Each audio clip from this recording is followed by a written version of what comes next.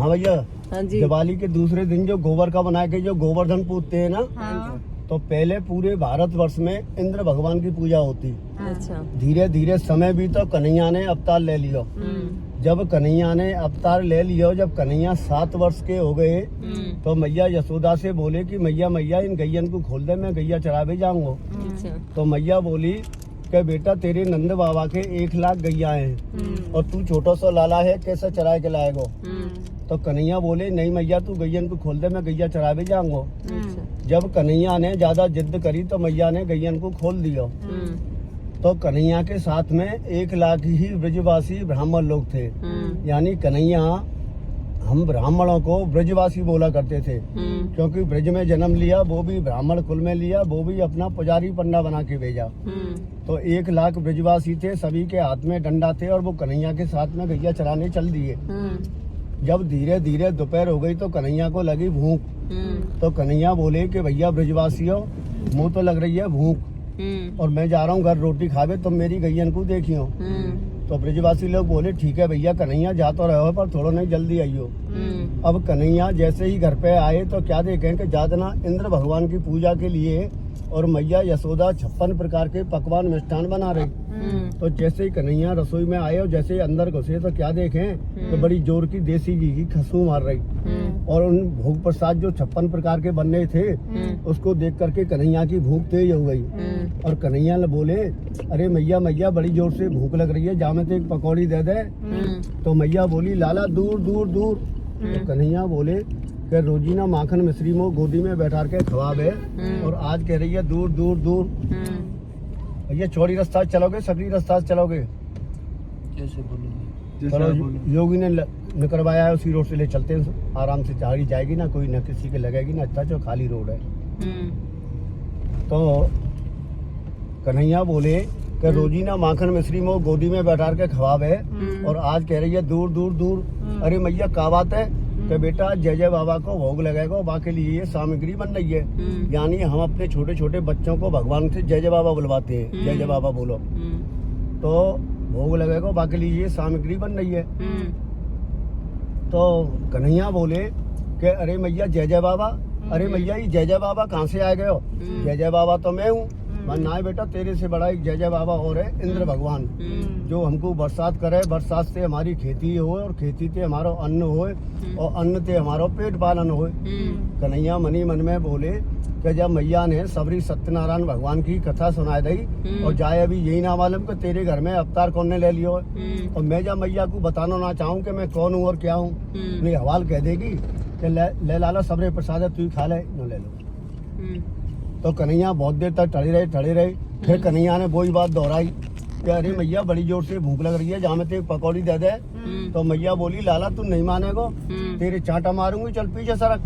अब तो लाला झूठ मूठ को गालन ने फुला के और मैया के लहंगा चुन्नी ने पकड़ के रसोई में चढ़े रह गए और अपने मनी मन में सोच रहे हैं कि देखता हूँ मैया तू मेरे को कब तक मौका नहीं देगी। ठड़े रहे बहुत देर हो गई। जैसे ही मैया ने पूरी सेकवे के लिए मुंह को फेरो, सोई कन्हैया को लग गया दाव। सोई कन्हैया ने अपने छोटे छोटे हाथों से जो भी हाथ में आया पूरी पकवान और लेकर के गैयन के पास में भाग गए और मैया हेला देती रह गई। अरे बेटा कन्हैया कन्हैया कन्हैया। कन्हैया अपने मन में सोच रहे कि अरे मैया जब मैं तोते एक पकौड़ी मांग रहा हूँ, जब तैने मेरी ना सुनी तो मैं अब तेरी का सुनूं। और कन्हैया गैयन के पास में भाग गए। मैया बोली हाय नपुते ये तेने का कियो? तेने तो सबरो इंद्र भगवान को प्रसाद झूठो कर दियो। अब पता नहीं इंद्र भगवान नाराज है तो क्या करेंगे। इधर में इंद्र को मालूम पड़ी कि कन्हैया ने मेरा प्रसाद झूठो कर दिया हो, तो इंद्र ने अपनी मेघमालाओं को आदेश दिया कि माने जाओ और जाकर के ब्रिज में इतनी जोर की बारिश करो, इतनी जोर की बारिश करो कि ब्रिज सबरो डूब जाए। तो इंद्र ने 7 दिन को संकल्प लेकर के बारिश को छोड़ दियो और मूसलाधार पानी बादलों को फाड़ दियो। अब तो ब्रिज में पानी भरवे लगो तो सभी ब्राह्मण लोग घबरा गए। इधर में गैया बछड़ा ऊपर को मुंह करके रमाने लगे। अब तो कहो तो भैया ब्राह्मण ने कन्हैया को पुकारो। अरे भैया कन्हैया कन्हैया कन्हैया। तो ये आवाज ब्रिजवासी ब्राह्मणों की, जहाँ कन्हैया गैया चरा रहे वहां तक पहुंची। और जैसे ही पहुंची तो कन्हैया एकदम विचलित हो गई कि भाई ये ब्राह्मणों पे क्या परेशानी आ गई जो मेरे को पुकार रहे हैं। तो कन्हैया गैया ने छोड़ छाड़ के दौड़े आए और आकर के बोले कि भैया काहे ब्रजवासी हो, काहे को हल्ला कर रहे हो। तो ब्रजवासी लोग बोले देख तेने ही प्रसाद झूठो करके क्या कर दियो, ये तो ब्रज डूबो जाए। मैंने अच्छा सोई हमारे छोटे से लाला ने 7 वर्ष की अवस्था में और इतने विशाल काय पर्वत को, जो गोवर्धन गांव भी बसा हुआ है पर्वत के ऊपर, इस सभी को और अपनी छोटी सी कन्नी उंगली पे धारण कर लिया।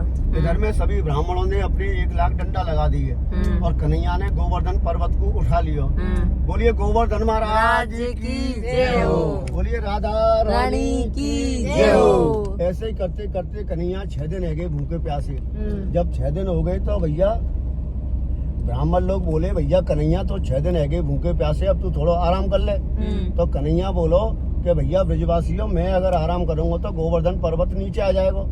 तो ब्राह्मण लोग बोले अच्छा तो तू जो समझ रहा दिशा ही गोवर्धन पर्वत मैंने उठा रखा है और ये हमारे 1 लाख डंडा लग रहे हैं 100 माने ये सब तुम्हारे बेकार हैं। माने अच्छा हमारे 1 लाख डंडा ना तो बेकार बता रहा है और तेरी नेक्स्ट इसी उमरिया तू 2 बिलान को छोड़ा और हमसे कह रहा है मैंने उठा रखो है। माने हाँ भैया ब्रजवासियों ही मैंने ही उठा रखो है। तो भैया ये सब तू कौन है जो तेने ही उठा रखो है। माने मैं हूँ भगवान।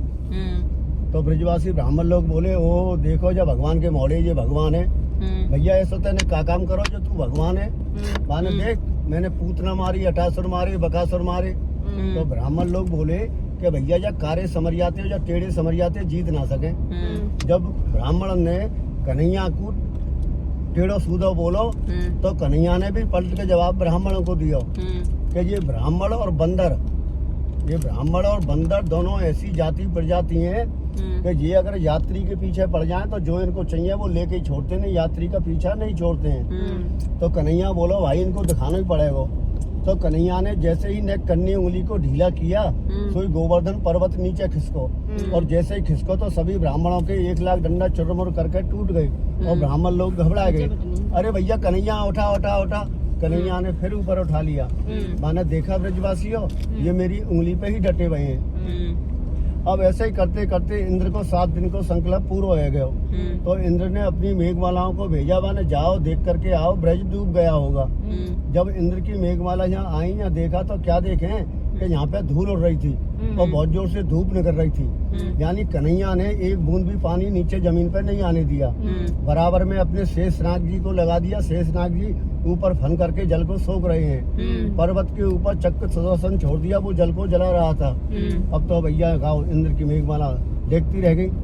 फिर इंद्र की मेघमालाओं ने जा करके इंद्र को बताई कि ऐसे ऐसे बात है। मैं एक छोटा सा बच्चा है पीताम्बरधारी, तो माँ ने गोवर्धन पर्वत को अपनी कन्नी उंगली पे उठा रखा है और माँ तो तुम्हारी एक बूंद पानी नहीं है, माँ तो सूखा पड़ा हुआ है।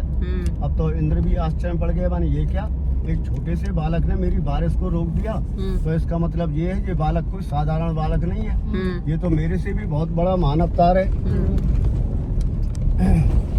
सोई इंद्र देवता ऊपर से नीचे आए और आकर के भगवान के चरणों में गिर गए और गिर करके बोले कि भैया कन्हैया मैं अपने अहंकार बस तुमको समझ नहीं पाया। अब ऐसा है आज से तुम्हारी पूजा शुरू और मेरी पूजा बंद। उसी दिन से गोवर्धन की पूजा चालू हो गई और इंद्र भगवान की पूजा बंद हो गई। बोलिए गोवर्धन महाराज की जय हो, बोलिए राधा रानी की जय हो। अब कन्हैया